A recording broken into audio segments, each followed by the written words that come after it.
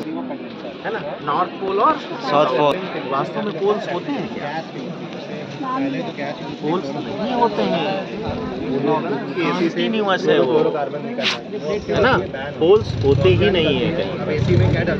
ठीक है, अभी आप लोग छोटे हो इसलिए एक काम करना है, गूगल पे सर्च करना SC वर्मा सर की 2:45 मिनट के जो है वो है टॉक है ना, मैग्नेट की पोल खोल पढ़ लेना, मतलब सुन लेना, उसको देख लेना, ठीक है ना।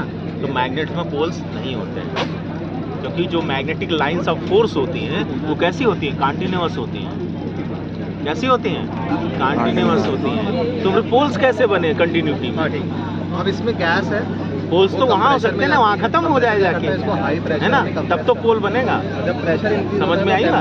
अब जैसे आप घर से स्कूल रोज जाती हो तो वो कंटिन्यूअस प्रोसेस है ना तुम्हारा, तो कंटिन्यूटी में रहेगा ना। रोज सुबह स्कूल जाओगी, शाम को घर लौटोगी, स्कूल जाओगी, घर लौटोगी, तो क्या हो गया, कंटिन्यूअस। पोल्स तो हुए नहीं, है ना, इसी तरह ही है। खैर चलो आ जाते हैं। की जो हीट होती है, पंखा देखा है घर में, लिक्विड है ना, इसको एब्जॉर्ब किया तो यहाँ पे क्या स्टार्ट हो जाएगा, इवेपोरेशन स्टार्ट हो जाएगा। तुम्हारे घर में पंखा है, वजह से यहाँ पे क्या शुरू हो जाती है, लेकिन चल नहीं रहा है, क्या कारण? इसलिए यहाँ से ये कूलिंग प्रोड्यूस चल ही रहा होता है। सही कह रहे हैं, बिजली नहीं है भाई, गति मिलती है, बिजली आ ही नहीं रही, पंखा कैसे चलेगा? अच्छा ठीक है, बिजली आ रही है, बिजली आ रही है, तब नहीं चल रहा है। बिजली आ रही फिर भी नहीं चल रहा है, स्विच ही ऑन नहीं किया है। अब बच्चों को से इंटरेक्ट करने का यही तरीका होता है। बच्चों को अगर हम इंटरटेनिंग तरीके से किसी चीज को नहीं बताएंगे, उनके पल्ले ना पड़ने वाला सर। आपके ये चला के दिखा रहे हैं, नहीं बात आप देख रहे हैं, तो उनको फंसाना है और फंसा के निकालना है। तो जैसे तुमने सुना होगा मटके में नेचुरल कूलिंग होती है, ठीक है, अच्छा अब ठीक है, बिजली भी आ रही है, स्विच भी ऑन कर दिया, फिर भी नहीं चल रहा, आप बताओ।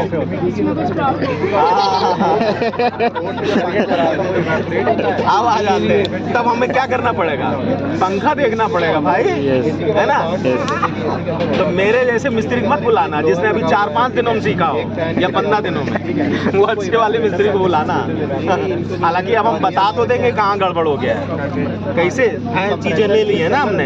ये देखो, ये क्या है, कंटिन्यूटी टेस्टर है, देखो, है ना। तो हम क्या कर सकते हैं, कॉइल्स जो है, कॉइल्स क्या है, कंटिन्यूअस है, तो कंटिन्यूटी टेस्ट कर सकते हैं हम इन कॉइल्स की आसानी से। अब इसमें क्या है, एक कलर वाले जो ये हैं, ये एक कॉइल का है, या तो ऑक्सिलरी कॉइल का होगा या तो रनिंग कॉइल का होगा। ये क्या है, अब इसमें जो पार्ट है, ये देख लीजिए, रोटर था, वो हमारा क्या करता है, ये बाहर वाला क्या है, रोटर है, अंदर वाला स्टेटर है, क्या है, स्टेटर है जो रुका हुआ है। अब स्टेटर में ही सारा पंगा है। स्टेटर में क्या कर रहा है, यही स्टेटर इलेक्ट्रिकल एनर्जी को किसमें बदल रहा है, मैकेनिकल एनर्जी में बदल रहा है। हालांकि पूरा ओवरऑल इस पंखा क्या कर रहा है, इलेक्ट्रिकल एनर्जी को मैकेनिकल एनर्जी में बदल रहा है, ठीक है। लेकिन अगर स्टेटर की बात करेंगे तो ये क्या कर रहा है, इलेक्ट्रिकल एनर्जी को ठीक है ना।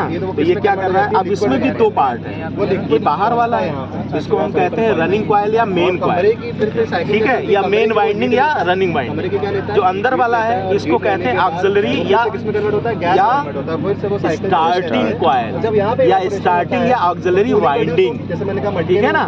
इसका क्या काम है, इसका काम है स्टार्ट कर देना पंखे, है ना, शुरुआत में। तो ये कैपेसिटर लगा हुआ है, कैपेसिटर इंस्टेंट एनर्जी देगा हमको शुरुआत में, और ये इसके साथ मिलकर इसको क्या कराएगा, मूव करा देगा। एक बार मूव कराने के बाद तो ये चलता रहेगा। लेकिन अगर आपको ये नहीं लगाना है, ना लगाओ, फिर डंडा से स्टार्ट करो, स्विच ऑन कर दिया, फिर डंडा लेके घुमा दो, तो चलता रहेगा पंखा।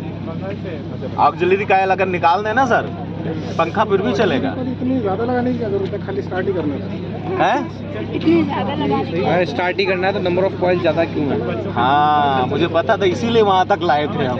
उसको फिर भी ज़रूरत है, ये ज़रूरत है सर, क्योंकि केवल इसका काम स्टार्टिंग का नहीं है, बाद में रनिंग में भी हिस्सेदारी करना है।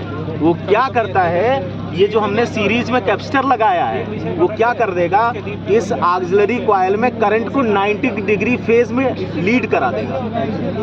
तो इन दोनों कॉइल में फेज डिफरेंस जनरेट हो जाएगा, और वो फेज डिफरेंस उस फेज डिफरेंस की वजह से इसको रोटेटिंग मैग्नेटिक फील्ड मिलेगा, नहीं तो रोटेटिंग फील्ड नहीं मिलेगा।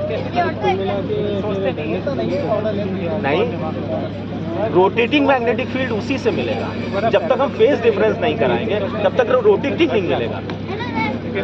मैग्नेटिक फील्ड तो मिल जाएगा, वो क्या करेगा, एक बार ऐसे ऐसे ऐसे घूमेगा, ऐसे ये झटका लेता रहेगा। हाँ हाँ बिल्कुल बिल्कुल। तो ये टेस्ला ने सबसे पहले इंट्रोड्यूस किया था सिंगल फेज इंडक्शन मोटर के रूप में। ये टेस्ला द्वारा बनाया गया सबसे पहले सिंगल फेज इंडक्शन मोटर। और इंडक्शन इसलिए बोल रहे हैं क्योंकि जो ये मैग्नेटिक फील्ड है ये क्या कर रहा है, रोटर में इंड्यूस करा रहा है, दोबारा रोटर को मूव करा रहा है। ये तो खुद तो केवल मैग्नेटाइज हो रहा है बस, और कुछ काम नहीं कर रहा है। तो रोटेटिंग मैग्नेटिक फील्ड ये रोटर को मूव करा रहा है। ये कैसे रोटेट कैसे होता है?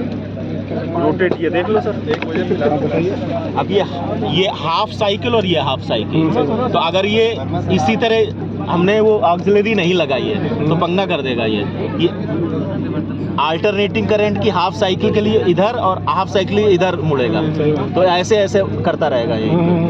और फ्रीक्वेंसी उसकी कितनी होगी, 50 होगी। ठीक, अब इसीलिए हमने इसमें क्या लाया, कैपेसिटर लाया सीरीज में। और कैपेसिटर क्या करेगा, इसको लीड करा देगा। ये रनिंग वाइंडिंग की करंट की वो है और ये है स्टार्टिंग वाइंडिंग, 90 डिग्री लीड करा दिया।